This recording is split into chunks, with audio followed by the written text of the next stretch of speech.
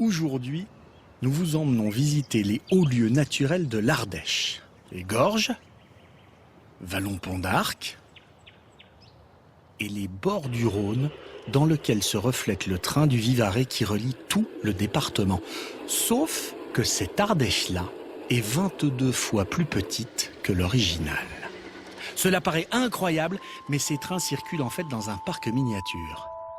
Aux côtés de ce village typique du pays des Boutières, tous les trésors naturels de l'Ardèche sont concentrés sur la moitié d'un terrain de football. Une reconstitution bluffante.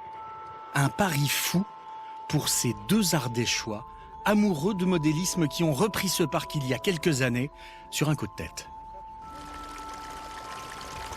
Au début, c'était une boutade au départ, mais voilà, c'était un projet un peu fou, personne n'y croyait vraiment, nous non plus.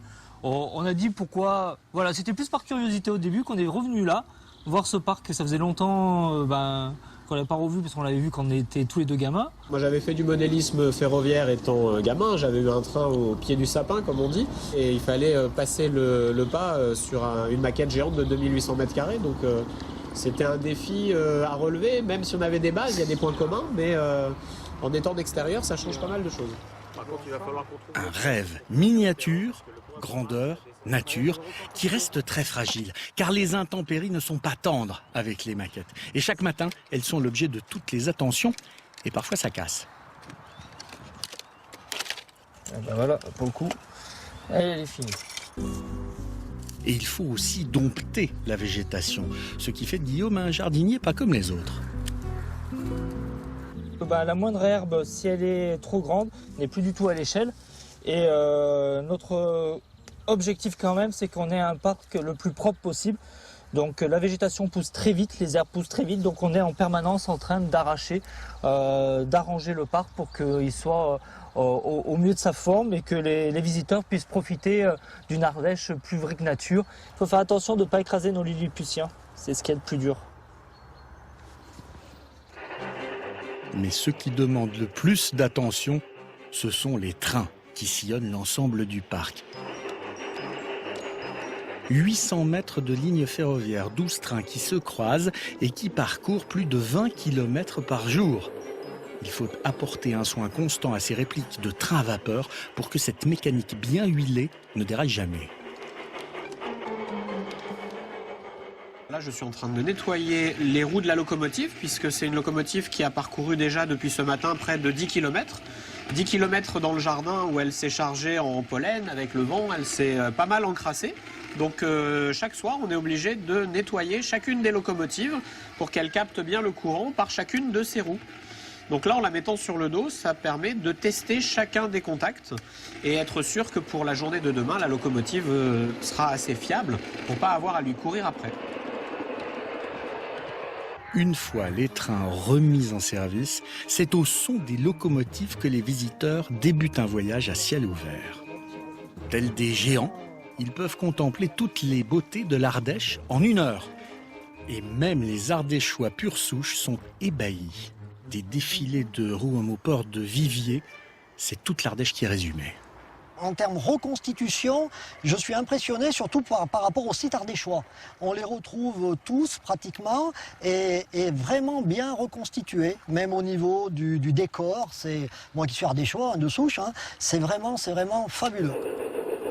Mais les plus émerveillés restent les enfants. À chaque passage de train, c'est un triomphe.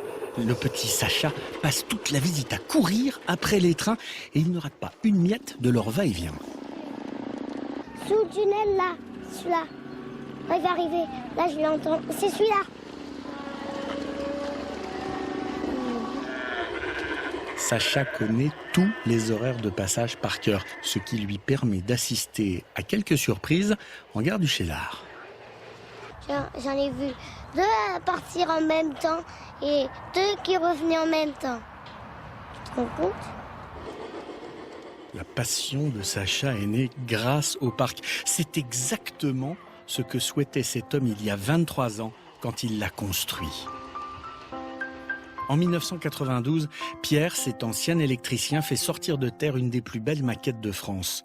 1 an de travail acharné pour donner vie à une folie. Avoir quitté un métier où j'avais l'assurance de bien vivre pour créer une aventure comme ça, oui, j'étais complètement fou. Oui. Tu nous avais parlé d'un mini-golf. Les riverains croyaient qu'au départ, tu construisais un décor... Au départ, ils ne savaient pas trop ce que je faisais. Moi non plus, d'ailleurs. C'est ma pauvre mère qui ne comprenait pas d'avoir fait un fils pareil. C'est pas possible. Faute de repreneur, Pierre a bien cru que son parc serait détruit et transformé en lotissement. Mais Guillaume et Vincent ont sauvé le rêve de sa vie. Et puis de voir que ça n'a pas trop mal vieilli et qu'ils savent l'entretenir, ça fait toujours plaisir. Oui. C'était une douce folie, oui, mais avec le recul, je referais sûrement la même chose. Pierre est rassuré. L'autorail de l'Ardèche et le petit train du Vivarais ont encore de beaux jours devant eux. Ils vont continuer à mener les voyageurs à travers le patrimoine de cette Ardèche immuable.